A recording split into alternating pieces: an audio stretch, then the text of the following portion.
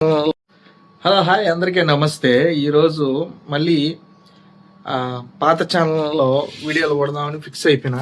ఏది ఎట్ట జరిగినా మన లైఫ్ మన చేతిలో ఏముండదు. లైఫ్ చూపించిన దారిలోనే మనం పోవాలని అర్థమైంది చాలా రోజుల తర్వాత.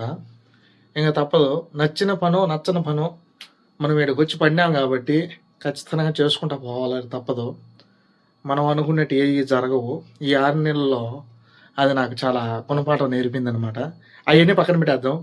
కష్టాలు నష్టాలు ఎప్పుడు ఉండేటివే, ఎప్పుడు సమస్యలు అనేటివి మన వెనకాలనే ఉంటాయి కోవిడ్లో ఉన్నప్పటికీ.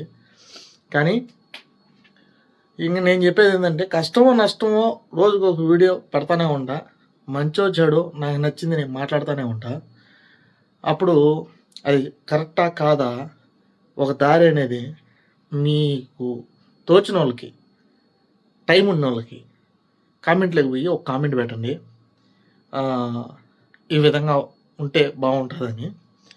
దాన్నట్టు నడుచుకునేట్టుగా నేను ముందుకు పోతాను. నాకు ఎన్నో ఆశలు ఉంటాయి యూట్యూబ్ ఛానల్లో చాలా ఇదిగా పోవాలని. కానీ ఎన్నెన్నో అడ్డంకులు, ఎన్నెన్నో బాధలు.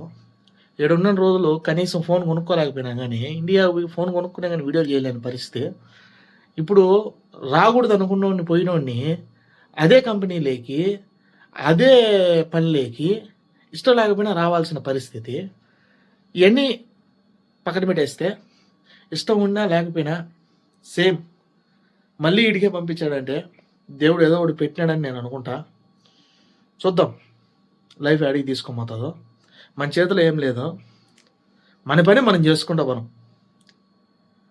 ఫలితం దేవుడికి వదిలేద్దాం, ఏం చూపిస్తాడో చూద్దాం.